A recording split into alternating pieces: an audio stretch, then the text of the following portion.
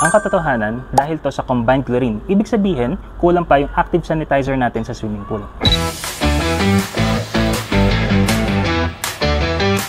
Hello everyone, welcome back to our channel.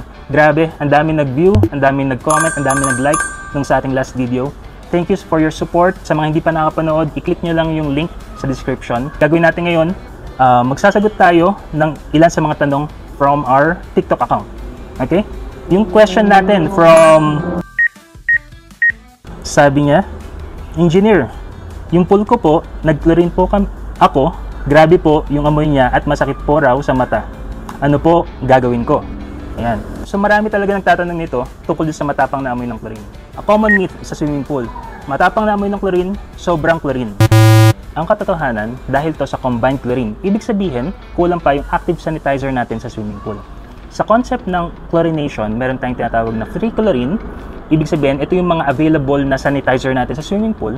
At meron din tayo yung combined chlorine. Ito naman yung mga chlorine na humalo na sa dumi galing dun sa mga lumalangoy.